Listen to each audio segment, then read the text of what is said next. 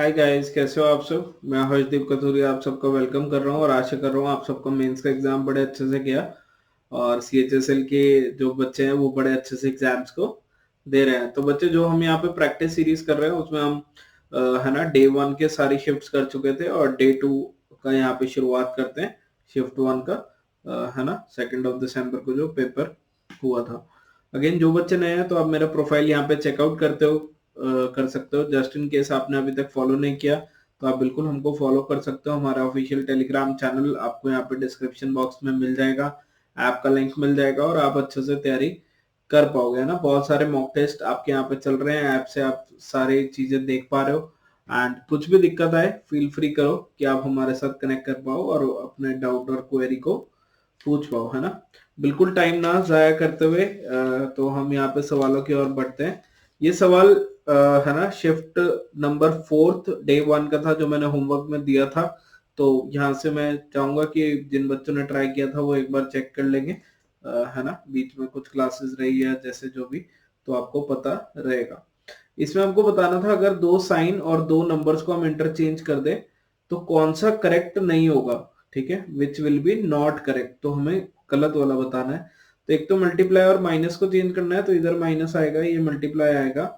और 4 और 8 को, तो यानी यहाँ 4 यहाँ 8, तो इवेंचुअली क्या बन जाता है 8 + 3 - 4 × 2 डिवाइडेड बाय 1।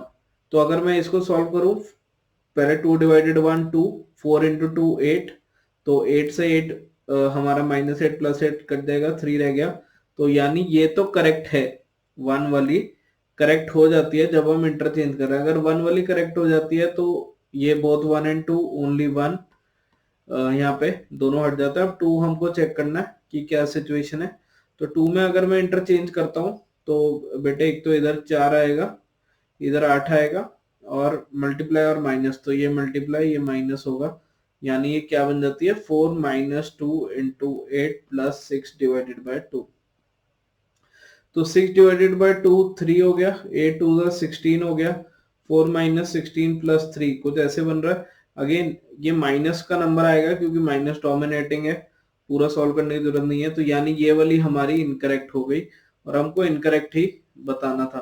ठीक है, तो ओनली 2 इनकरेक्ट है क्योंकि ये वैसे भी सारे ऑप्शन हमारे कैंसिल हो जाते हैं। ठीक है, तो आप इसको यहाँ से मार्क कर सकते थे कि ये हमारी इनकरेक्ट है। ठीक है, चलो। तो यहाँ से आज हम अभी शुरू करते हैं हमारा day number 2, that is 2 December 2022, serial 2022 का शिफ्ट नंबर 1, जो कि सबसे पहले सुबह वाली शिफ्ट रहती है। और अकॉर्डिंगली हम इसको करेंगे, कोशिश करेंगे आज ज्यादा से ज्यादा क्वेश्चंस कर पाए।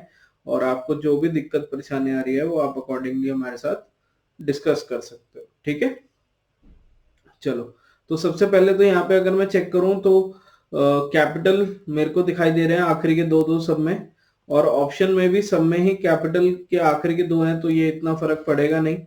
अगर मैं ये जाऊं कि ए से एफ और एफ से कुछ नंबर, फिर एस से ए, तो मेरे को ये नजर आ रहा है कि एस से एक बहुत बड़ी छलांग हो जाती है 19 से 27 8 का। फिर ये कुछ 5 6 7 8, तो कुछ अगर आप ऐड करने को देखोगे तो आपको ये नजर आएगा कि पहले 5 ऐड हुआ, फिर 6 ऐड हुआ, फिर 7 ऐड हुआ, फिर 8 ऐड हुआ। अगर मैं इतनी मेहनत कर लेता हूं तो मुझे नजर आता है कि ए के बाद एफ के बाद एल आना चाहिए, है ना। क्यों, 1 6 इनमें 5 था, अब 6 ऐड होगा तो 12 यानी एल, फिर इसमें 7 ऐड होगा तो 19 जो कि एस वहां पे ऑलरेडी था, फिर 8 ऐड होके ए आ रहा है। तो एल से मेरा आंसर बनेगा, तो यानी या तो ये आंसर हो सकता है या ये आंसर हो सकता है, ये दो ऑप्शन कैंसिल, है ना। और जो भी आंसर है वो कॉन्जिक्यूटिव ही आ रहे हैं, तो LMNO ही आंसर होगा। ये कैंसिल हो गया, कॉन्जिक्यूटिव मतलब एक ही लाइन में आ रहे हैं बढ़ते हुए, तो ये आप मार्क कर सकते हो। अब ये देखा मैंने गैप से, अगर आप इसको और जल्दी ये चीज नोटिस कर लो और ये आपको दिख जाए, है ना, क्या चीज, कि ABCD लिखी हुई है स्मॉल कैपिटल में, फिर ई को ड्रॉप किया, ई को हटा दिया, फिर बाकी लिखा हुआ है FGHI, फिर जे और के को हटा दिया, फिर बाकी आएगा LMNO। अब ये मुझे कैसे पता चलेगा, क्योंकि मैं उसके बाद देखता हूं कि PQR को हटाया, 3 को हटाया, तो STUV आ रहा है। फिर WXYZ 4 को हटाया तो ABCD आ रहा है। तो यानी पहले एक को ड्रॉप किया फिर दो को ड्रॉप किया होगा, तो उससे हमें ये पता चल जाता है कि इनको छोड़ रहे हैं, तो अगले का आंसर सिंपली ये बन जाएगा और हम इसको वहां पे मार्क डाउन कर सकते हैं आराम से। ठीक है, हो जाएगा। चलें आगे। चलिए क्वेश्चन नंबर 2। क्वेश्चन नंबर 2 क्या कह रहा है? 2 4 10 28 244। तो मेरे ख्याल से अगर हम बड़े नंबर से थोड़ा सा ट्राई करें, 10 से 28 तो इजीली दिखता है, गुना 3 माइनस 2 है ना। 10 का गुना 3 करें 30, उसमें से 2 घटा दें तो 28। अगेन 4 में से 4 का 3 गुना करें 12, तो उसमें से 2 घटा दे तो 10। एंड इवेंचुअली 2 का 3 गुना करें 6, तो उसमें से 2 घटा दें तो 4। तो यही सिचुएशन बन रही है, तो हमारा आंसर क्या हो जाएगा? 28 इंटू 3 माइनस 2। अब 8 3 जा 4 और यूनिट डिजिट में 2, आपको सिंपली पता लग जाएगा कि यही आंसर हो सकता है ना। क्यों? 8 इंटू 3 4 यूनिट डिजिट आएगा, 2 माइनस करेंगे तो यूनिट डिजिट में 2 ही आना चाहिए था, या वैसे करके भी देख सकते हो। ठीक है। अगेन कुछ बच्चे इसको ऐसे भी रिलेट कर सकते हैं कि क्या सर ये जो नंबर है, अगर मैं ऑल्टरनेट में देखना चाहूँ तो ये स्क्वायर प्लस 1 हो रहा है यार, क्योंकि वो नंबर्स ही ऐसे है ना, तो वो इजीली दिख जाएगा, तो आप उसका भी यूज कर सकते थे, कोई रोक टोक नहीं है कि ये नंबर 1 स्क्वायर प्लस 1, ये नंबर 3 स्क्वायर प्लस 1, है ना। तो अब यहाँ पे कौन सा स्क्वायर प्लस 1 लो, तो कि सर ये 9 स्क्वायर प्लस 1 आ रहा है, बट आपको ये जरूर चेक रखना पड़ेगा कि बाकी नंबर्स का क्या रोल उसमें अदा हो रहा है। ठीक है। एक और चीज इसमें जो कर सकते हो, और बहुत बच्चे करते हैं पर उसमें टाइम बहुत लगेगा, तो सबसे इजी है ना, कुछ बच्चों को लगता है, और यूजुअली इजी वे में उनको लगता है कि ऐसे हो जाएगा, तो वो डिफरेंस है। तो 2 का डिफरेंस, 6 का डिफरेंस, 18 का डिफरेंस, और अकॉर्डिंगली ये डिफरेंस जो है मुझे लग रहा है इंटू 3 हो रहा है, तो फिर मैं 18 इंटू 3 यहाँ पे 54 का डिफरेंस ले लूँ, तो 54 में जैसे लेता हूँ तो यहाँ 82 आ जाएगा, और फिर इंटू 3, तो यानी 162 का डिफरेंस, और ये आ भी रहा है, तो आप ऐसे भी कर सकते थे। तो मेरे ख्याल से मल्टीप्लाई से करके सबसे आसान था, डिफरेंसेस से आप उसके बाद ट्राई कर सकते हो। ठीक है। तो इतना मुश्किल शायद ये नहीं था सवाल। Question number 3। क्वेश्चन नंबर 3 क्या कहता है जी, कि एक तो कोई भी नंबर को आपने डिजिटल सम या डिजिटल प्रोडक्ट से नहीं देखना, ऐड कर सकते हो, subtract, square, multiply, whatever, but तोड़ना नहीं है नंबर को। तो देखो अगर 4 से 13 लिखा हुआ है, ठीक है, और यहाँ 5 है, तो यहाँ पे आप क्लियर कर देखो, अगर मैं 4 का 2 गुना कर दूं 8, और सिंपली 5 का 1 गुना ही रखूं, तो इन दोनों का जोड़ 13 नहीं बन जाता। या मैं कह दूं 13 में से इसका दुगना माइनस कर दो, तो ये नहीं बन जाता, है ना। जैसे कि 3 12 और 6 है, कि जी 12 में से इसका दुगना माइनस करो, 12 माइनस 3 इंटू 2, तो ये 6 आ जाता है। तो ये भी आप आंसर कर सकते हो। या मैं ऐसे भी कह सकता हूँ ना कि अगर x z और ये हमारा y है, तो z क्या है? 2x प्लस y, है ना। अब वो z माइनस 2x भी कर सकते हो, कैसे कर लो आप। देखने को तो ये भी देख सकते हो ना कि 13 में से 5 घटाया तो 8 आया, 8 इसका दुगना है। 12 में से 6 घटाया तो 6 आया, 6 इसका दुगना है। तो अगर मैं उसी अकॉर्डिंग जाऊं तो 17 में से 7 जब घटाएंगे 10, और 10 इसका डबल होगा। ये हमारा करेक्ट आंसर है। ये आप ऐसे भी देख सकते हो कि 2 टाइम्स द पहला नंबर, है ना, plus third number equal to middle number. तो अगेन क्वेश्चन इजी ही है, अप्रोचेस अलग अलग वेरी कर सकती हैं, और अकॉर्डिंगली हमें इसका ध्यान भी रखना है। ठीक है, चले आगे। चलिए क्वेश्चन नंबर 4। क्वेश्चन नंबर 4 में क्या कह रहा है? How is Q related to K? तो Q जो है वो K से क्या रिश्ता रखते हैं? ऑप्शन में सारे फीमेल ही गिवन है, तो हम टाइम नहीं लगाते इसको चेक करने में, सीधा शुरू करते हैं ना। चलो, W at the rate Q, W is the son of Q, तो कुछ इस प्रकार से बन गया। Q percent T, Q is the mother of T, तो Q मदर हो गई T की, कुछ ऐसे। T at the rate Y, T is the father of Y, T जो है वो Y के फादर हो गए। Y at the rate M, Y is the son of M, अच्छा जी। तो टी अगर फादर थे तो एम के सन है तो एम कुछ ऐसे होगा। M percent K, M is the mother of K, M जो मदर है के की, यानी वाई और के है ना, आपस में भाई बहन कुछ भी हो सकते हैं, के का जेंडर नहीं पता। पर हमें पूछा है क्यू कैसे रिलेशन रखता है, तो क्यू कौन है, के के लिए टी उसके पापा हैं और ये पापा की मम्मी है ना। तो फादर्स मदर दैट इज दादी करेक्ट आंसर होगा, या पैटर्नल ग्रैंड मदर लिखा होता तो यहां से हमको पता लग जाएगा कि उसके फादर की, के फादर है टी, उनकी मदर है क्यू। ठीक है जी, हो जाएगा। चलें आगे, चलिए sorry. Question number 5। Question number 5 syllogism का सवाल है, जो आपको क्या कह रहा है कि सम फिंगर्स आर टोज, कुछ फिंगर्स टोज हैं। सम टोज आर रिंग्स, कुछ टोज रिंग्स हैं। सम रिंग्स आर हैंड, कोशिश करो इन्हें दूर दूर रखो। केसेस तो बहुत सारे बन सकते हैं, पर कोशिश करो कि दूर दूर रखो, है ना। सम हैंड आर टोज, कुछ हैंड टोज है, अगेन हो भी सकता है नहीं भी, तो गारंटी नहीं है। ठीक है। सम रिंग आर फिंगर, अगेन कुछ रिंग फिंगर हो सकती हैं, पर गारंटी नहीं है, क्योंकि अगेन ये दोनों सर्कल टच नहीं कर रहे जैसे ये दोनों नहीं कर रहे थे। Some hand or fingers, again hand और फिंगर दूर दूर हैं, टच हो भी सकते हैं नहीं भी, तो कोई गारंटी नहीं है।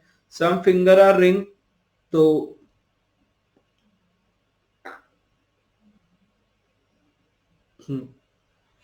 ठीक है, मुझे लगा कि कुछ सिचुएशन थी बट नहीं। सम फिंगर आर रिंग, तो कोई भी रिंग अगर फिंगर नहीं थी तो ये भी नहीं होगी, है ना। मेरे को ऐसा लगा कि लैग हो रहा है, but I hope it's okay, है ना।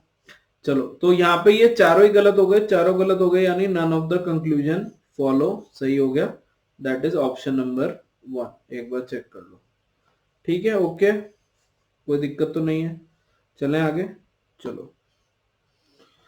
Question number 6। क्वेश्चन नंबर 6 क्या कह रहा है कि एक पेपर को फोल्ड किया है और फिर उसको अनफोल्ड करेंगे कट लगाने के बाद या ड्राइंग बनाने के बाद, तो कैसे है। तो सिंपली हमको इसकी इमेज बनाते जानी है। तो जब ये वाला पेज यहाँ पे ओपन होगा, एक बार इधर चेक कर लो, तो ये यहाँ पे क्या ऐसे ट्राइंगल ऐसे बनेगा।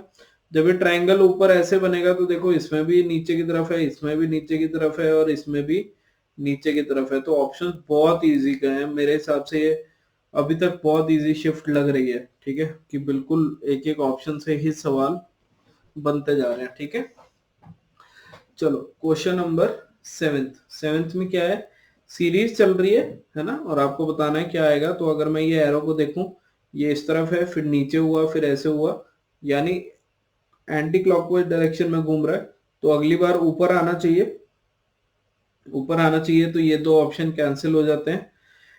सर्किल की पोजीशन दोनों में सेम ही है, तो हम इसको तो नहीं चेक करेंगे। ये ऑप्शन नंबर 4 हो गया, है ना। चलो, अब क्या चेक करेंगे अल्फाबेट को। तो यहाँ पे जेड वाई एक्स, यानी एक एक कम हो रहा है और एक एक कॉर्नर पकड़ रहा है, कुछ इस प्रकार ये घूमता जा रहा है ना। तो अगली बार यहां से घूम के इस तरफ आएगा और डब्ल्यू आएगा, क्योंकि एक एक कम हो रहा है। तो ये सही है, उल्टा वापस तो जाने से रहा। तो 7th का भी आंसर हो जाएगा 4th ऑप्शन। ठीक है, चलें आगे, चलिए। Question number 8। By interchanging the given which will not be correct, again इस बार ध्यान रखना, नॉट वाले हर शिफ्ट में काफी सवाल आए हैं। कौन सा सही नहीं होगा अगर प्लस और माइनस को चेंज कर दे, तो यानी यहाँ प्लस आ जाए, यहाँ माइनस आ जाए, यहाँ प्लस आ जाए, यहाँ माइनस आ जाए, है ना, यहाँ प्लस आ जाए, यहाँ माइनस आ जाए, एंड अगेन यहाँ माइनस आ जाए, यहाँ प्लस आ जाए। तो सबसे पहले डिवाइड का साइन देखूं अगर मैं, तो डिवाइड का साइन हर ऑप्शन में फिट है, तो मुझे यहाँ पे ट्राई ही करना पड़ेगा। अगर मैं पहले ऑप्शन में जाता हूँ, 8 डिवाइडेड बाय 4 होता है 2, 2 गुना 6 होता है 12, क्योंकि बॉड मास अप्लाई करना है ना। डिवाइड किया, फिर मल्टीप्लाई किया, फिर ऐड अप, फिर सब्ट्रैक्ट। तो 8 से 2, 2 6 12 हो गए, 12 और 9 21, 21 में से 5 गए 16। तो ये बिल्कुल ठीक है, तो ये तो आंसर नहीं हो सकता। ठीक है, अब मैं ऑप्शन नंबर 2 ट्राई करता हूँ। तो यहाँ पे डिवाइड का साइन यहाँ पे है, 6 डिवाइडेड बाय 2, ये आ गया 3, 4 इंटू 3 हो गया 12, यानी ये क्वेश्चन क्या रह गया, 15 माइनस 12 प्लस 3। तो 15 और 3 18, 18 में से 12 जाएंगे 6, तो ये भी करेक्ट है, ये भी हमारा आंसर नहीं हो सकता। तो अब या तो 3 आंसर है, 4th है, वो ट्राई करते ही पता लग जाएगा। 72 डिवाइडेड बाय 6 होता है 12, 3 इंटू 2 होता है 6, तो 6 प्लस 12 18 माइनस 8 होता है 10। तो यानी ये ही इनकरेक्ट है ना, यही बन रहा ना, 3 इंटू 2 6 प्लस 12 माइनस 8, तो ये 10 आ रहा है, बल्कि यहाँ पे 18 है। तो हमको तो इनकरेक्ट वाले को बताना था कि इनकरेक्ट कौन सा है, तो यही करेक्ट आंसर होगा। इक्वेशन गलत है पर करेक्ट आंसर यही है, तो इस चीज का ध्यान रखना, ठीक है ना। कई बार मुंह निकल जाता है ऐसे कि करेक्ट ही होगा, बट करेक्ट का मतलब करेक्ट आंसर, करेक्ट इक्वेशन नहीं, ठीक है। Question number 9th, question number 9th क्या कह रहा है कि इन सब का कोड हमको गिवन है, अकॉर्डिंगली आंसर करना है। तो अगर मैंने ऐसे लिख के देखूं आपको समझाने के लिए, पेपर में अगेन आप इसको डायरेक्ट देख सकते हो कि हीरो का कोड कुछ ये है। तो बेटा अगर 8 से 10 में देखो तो +2 दिखाई देता है, ई से जी में देखो तो ये भी +2 दिखाई दे रहा है, आर से पी ये -2 हो रहा है, और 15 से 13 ये भी -2 हो रहा है। तो सिंपली इसी अकॉर्डिंग ये चल रहा होगा। अगला वर्ड भी देख लेते हैं, फ्लो को HNMU अगर इन्होंने क्या रखा है, तो 6 से 8 +2, 12 से 14 फिर से +2, 15 से 13 -2, और 23 से 21 फिर से -2। तो पहले दो में प्लस करना है, बाद के दो में माइनस। तो अगर पहले में प्लस करना है तो ये 6, ये 11, इसी से आंसर आ जाएगा। वैसे तो और कुछ करने की जरूरत ही नहीं है, ठीक है, बट अगेन है ना, प्रैक्टिस कर रहे हैं तो ट्राई करना चाहिए। तो ये कितना हो जाएगा, y, a में से 2 घटाओगे और 12 में से 2 घटाओगे तो j। तो ये आपका करेक्ट आंसर आ गया, FKYJ, ठीक है जी, ओके। चलिए क्वेश्चन नंबर 10th, अगर सेशन अच्छा लग रहा है तो भूलना नहीं है कि लाइक शेयर जरूर करो, यूसी लाइव के चैनल को आप सब्सक्राइब जरूर कर लो, ऐप जरूर डाउनलोड कर लो, ताकि आप अच्छे से कनेक्टेड रह सको और कोई भी डाउट क्वेरी हो तो आप वहां से पूछ सकोगे, ठीक है। क्वेश्चन नंबर 10th में क्या कह रहा है, अगेन एक सीरीज गिवन है, अगला ढूंढना है। तो बेटे ये देखो ABCD, क्या ऐसा अभी हमने एक सिमिलर क्वेश्चन किया था, उसमें क्या था, EF को कैंसिल किया, पर यहाँ पे ना ये ऑर्डर में नहीं लगे हुए, उसमें ऑर्डर में थे। तो यहाँ पे वो सेम अप्रोच यूज मत करना, और ये तो बहुत ही कम चांसेस है कि एक ही पेपर में दो सेम तरीके के सवाल आ जाए, आ सकते हैं, कम चांसेस हैं, ठीक है। तो A से H, H से O, O से V, और अगर मैं ये कहानी समझ गया कि सिंपली एक ही नंबर सब में प्लस हो रहा है, तो ये सिचुएशन आसान बन जाएगी। क्यों, 1 8 15 22, क्या सब में साथ साथ नहीं जुड़ रहे, है ना, साथ जुड़ रहा है। तो शायद अगर हम जोड़ेंगे तो 29 29 होता है 26 + 3, यानी Z तक खत्म हो गया, और 3 मतलब C, कुछ ऐसे, यानी ये ऑप्शन कैंसिल। अब मैं अगला अल्फाबेट फाइंड करूंगा तो मुझे आंसर मिल जाएगा, क्यों, क्योंकि सब में अलग अलग है। तो BG अगर मैं यहाँ पे लिख दूं LQ, क्या आएगा, है ना। तो ये हो गया हमारा 2 5 12, कुछ ऐसी है, सॉरी 2 7 12 17। तो क्या इन सब में 5 5 जुड़ रहा है, तो अगले में भी 5 जुड़ेगा, दैट इज 17 और 5 22, V आएगा। तो CV आंसर में होना चाहिए, ऑप्शन में होना चाहिए, वो एक ही ऑप्शन में है, और ये आपका करेक्ट आंसर हो जाएगा। आप सिमिलरली पूरी सीरीज करके देख सकते हो, बट पेपर में इतना मार्क करने के लिए कॉन्फिडेंटली बहुत है, क्योंकि कुछ आपने ऐसे जबरदस्ती तो नहीं किया ना, फ्लो में ही किया, तो सब आंसर सही ही आएगा, ठीक है। चलिए question number 11th, question number 11th क्या कह रहा है, ऑल A आर D, सारे के सारे जो A हैं वो D हैं, नो D इज E, कोई भी D E नहीं है, ठीक है।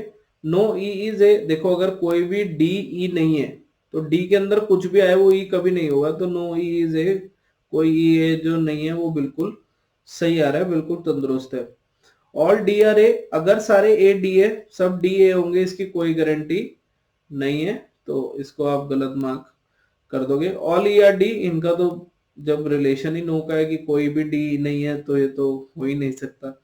तो only conclusion one follows, that is option number 1, और ये आपका करेक्ट आंसर हो जाएगा।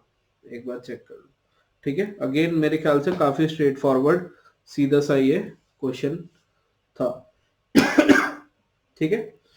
क्वेश्चन नंबर 12, अगेन इंस्ट्रक्शंस में वही है कि होल नंबर्स की तरह ट्रीट करना, पूरा एक नंबर को एक साथ करना। होल नंबर ये नहीं कि 0 1 2 3 4, होल नंबर मतलब कि पूरे नंबर पे उसके आपको टुकड़े नहीं करना, ठीक है। तो 4 25 6, तो 4 6 24, 4 इंटू 6 इज 24, और एक ऐड किया तो 25, एक बार चेक कर लो। 8 इंटू 3 इज 24, एक ऐड किया तो 25, है ना। तो कोने वाले दो को मल्टीप्लाई करना है, बीच में एक प्लस, तो 6 3 जा 18 प्लस 1 नहीं बन रहा। 7 ये 21 और 1, तो ये आंसर हो गया। 7 3 जा 21 प्लस 1 22, 12 8 जा 96, 14 56 माइनस 1 है। तो ये हमारा करेक्ट आंसर यहाँ पे हो जाता है, और सिंपली यही चीज हमको करनी थी, ठीक है। ओके, चले आगे। चलिए क्वेश्चन नंबर 13, ये अभी जो हमने पिछले डे का लास्ट शिफ्ट किया था उसी से मिलता जुलता ये सवाल है ना। बाय इंटरचेंजिंग टू इक्वेशन, उसमें करेक्ट पूछा था, यहाँ सॉरी इनकरेक्ट पूछा था। यहाँ पे हमको करेक्ट बताना है। चेंज क्या क्या करना है, मल्टीप्लाई और डिवाइड को। तो देखो अगर डिवाइड यहाँ है, मल्टीप्लाई यहाँ है, और 7 और 9 को, तो 9 यहाँ 7 यहाँ। और ये तो जब मैं इक्वेशन बना रहा हूँ मुझे तभी पता लग गया कि हो नहीं सकती। क्यों? क्योंकि 9 डिवाइडेड बाय 2 फ्रैक्शन हो जाएगा, और कहीं फ्रैक्शन बन नहीं रहा, आंसर पूरा इंटीजर में है ना। मल्टीप्लाई से भी कहीं से कोई सिचुएशन नहीं आ रहा, तो ये तो आंसर हो ही नहीं सकता। जब मैं 7 और 9 को यहाँ पे इंटरचेंज कर रहा हूँ, ठीक है, डिवाइड की जगह मल्टीप्लाई करता हूँ और मल्टीप्लाई की जगह डिवाइड करता हूँ, क्या यहाँ भी यही पंगा पड़ रहा है क्या कि 4 डिवाइडेड बाय 3 करोगे तो फ्रैक्शन बन जाएगा ना बच्चे। कैसे वो 40 आंसर देगा ये बताओ, है ना। क्योंकि एक फ्रैक्शन आ गया ना, बाकी तो होल नंबर ही आ रहा है, और कोई फ्रैक्शन तो आ नहीं रहा कि वो जोड़ के कोई शक्ति से उसको रिलेट कर देगा, है ना। तो सिंपली आप इसको कहोगे कि नहीं जी ये तो नहीं बन रहा, कोई फ्रैक्शन ही आना था, तो आप इसको कैंसिल आउट कर सकते हो। क्या ये क्लियर हुआ? ठीक है।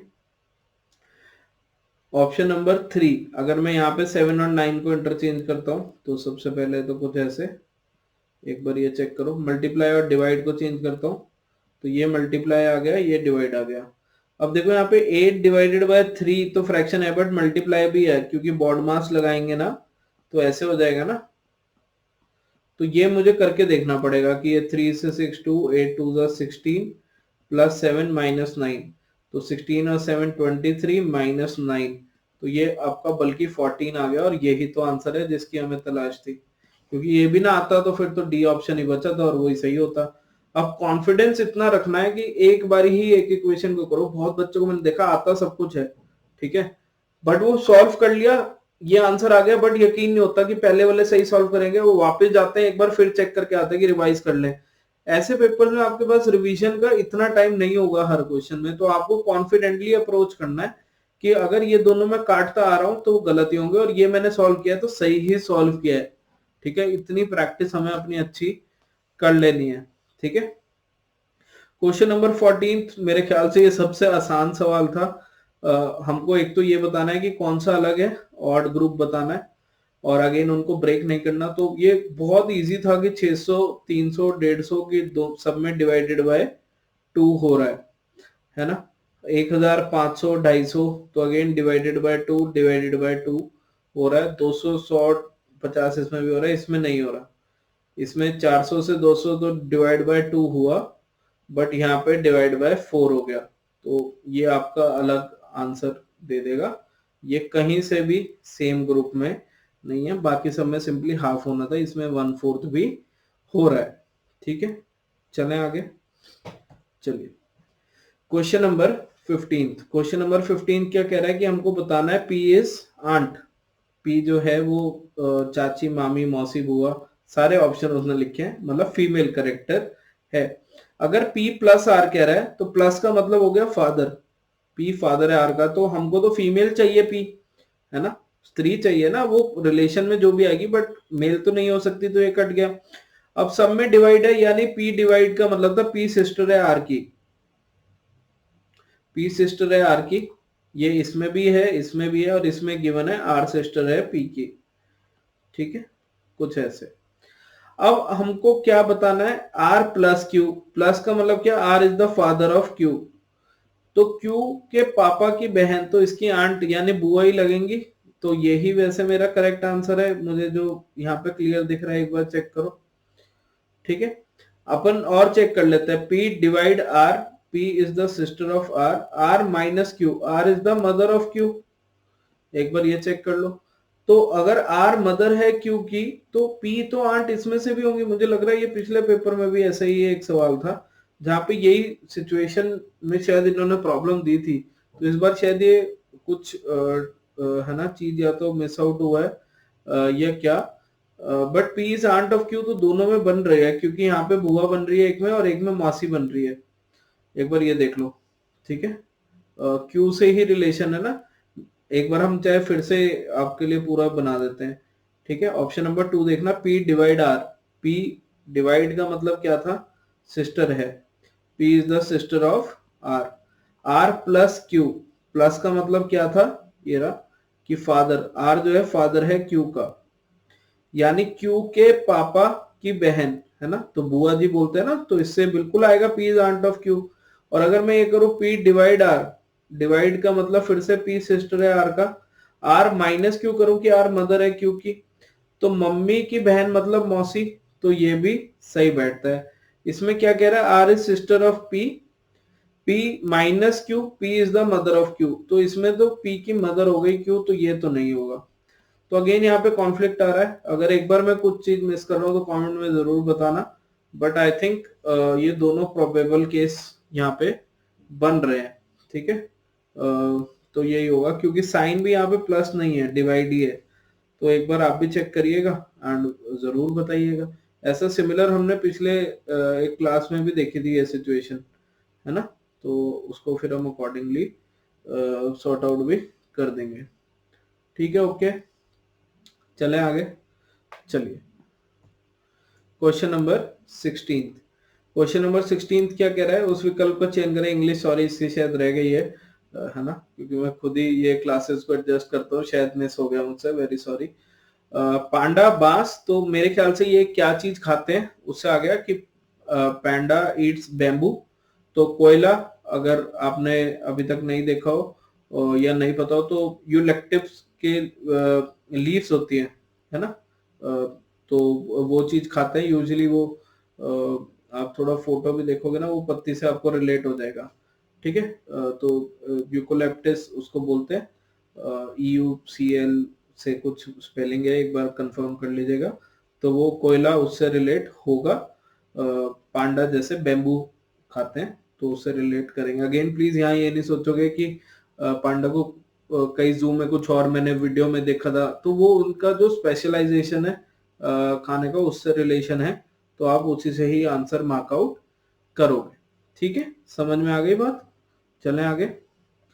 चलिए, क्वेश्चन नंबर 17। क्वेश्चन नंबर 17 में क्या कह रहा है कि सीरीज को कंटिन्यू करें, तो Z इधर आया, उसके बाद इधर शिफ्ट हो गया, कोई नई शेप आई, अच्छा, फिर स्टार। अच्छा, ऑल्टरनेट में अगर मैं देखूं तो अकेला फिगर इधर थी, फिर अकेली फिगर इधर है, फिर अकेली फिगर इधर है। तो यानी अगर एक और छोड़ के बनाना होता, तो वो अकेली फिगर यहाँ नीचे आती, सबसे पहली बात। तो अगर ये देखें कि इसके साथ जो आ रहा है, तो इसके एंटी क्लॉकवाइज में कोई नई पोजीशन आई, इसके एंटी क्लॉकवाइज में कोई नई पोजीशन आई, ऐसे ही है।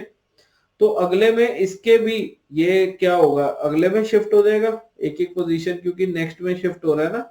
यहाँ पे आप चेक करो, ये फिर ये, तो उसके बाद यहाँ से यहाँ, तो ये स्क्वायर नीचे आएगा, सबसे पहले नीचे आएगा, तो ये ऑप्शन हमारी कैंसिल होती है। फिर उसके इस साइड सब में क्या एंटी क्लॉकवाइज डायरेक्शन में जा रहा है ना, तो यहाँ भी इस तरफ शेप आएगी। तो इसमें क्लॉकवाइज आ रहा है, तो ये गलत। इसमें भी एंटी क्लॉकवाइज है, इसमें भी एंटी क्लॉकवाइज है। अब यहाँ पे हमको सिचुएशनल मार्क करना होता है। सिचुएशनल का मतलब कि Z पहले यूज हो चुका है, आ चुका है। ठीक है, तो Z अब फिर से नहीं दिखेगा, तो ये हमारा करेक्ट आंसर हो जाएगा। ठीक है, तो ये सिचुएशन का हमें ध्यान रखना होता है कि वो चीज पहले आ गई थी, अब वो नई शेप कोई भी जो है वो आएगी, और उसके अकॉर्डिंग ये आंसर बन जाएगा। ठीक है जी, क्वेश्चन नंबर 18, क्वेश्चन नंबर 18 क्या कह रहा है कि कौन सी फिगर एम्बेडेड है, ये बताना है। अगर मैं ध्यान से देखूं तो ये पतंग मेरे ख्याल से यहीं पे सीधा ही रिलेट हो रही है, ये रही, एक बार चेक कर लो, और ये यहाँ से बन भी रही है, तो वन ही बस आंसर हो गया। ये तो आसान ही है, सामने ही दिख गई, इसके साथ ही थी, तो आप अकॉर्डिंगली चेक कर लेना। बाकी में आप ट्राई करोगे तो शायद नहीं मिलेगा, है ना। क्वेश्चन नंबर 19, मिरर इमेज निकालनी है ना। तो अगेन पी से पहले चेक करें तो पी ऐसे उल्टे होके आएंगे, यहाँ पे डी है तो ये आंसर नहीं हो सकता, यहाँ पे बी है ये आंसर नहीं हो सकता, यहाँ बी है ये आंसर नहीं हो सकता। तो सिंपली 19th का सेकंड क्वेश्चन आंसर हो जाएगा। ये सारे कैंसिल आउट हो गए, बड़े आसान से सवाल थे, ठीक है। चलिए, तो क्वेश्चन नंबर 20 आपका आज का होमवर्क क्वेश्चन करते हैं। मेरे ख्याल से सेशन का टाइम हो गया। सेशन अच्छा लगा तो प्लीज लाइक करिएगा, अच्छे से पढ़िएगा। कुछ भी डाउट आ रहा है तो पूछिए, एंड आई होप कि आपका अगेन एग्जाम्स जिनका नहीं हुआ है वो बहुत बढ़िया हो, जिनके हो गए हैं बहुत अच्छे से हुए हैं, तो आप अपने नेक्स्ट एग्जाम की तैयारी अच्छे से डट के करते रहिए। एंड अगेन जिनका थोड़ा सा ऊपर नीचे हुआ है तो this is not the end, है ना। और बहुत मौके, बहुत चीजें मिलेंगी और हम इसको और अच्छे तरीके से वापस करेंगे, ठीक है। तो आज की क्लास के लिए इतने करते हैं, अच्छे से पढ़ते रहो, मुस्कुराते रहो, बाय बाय।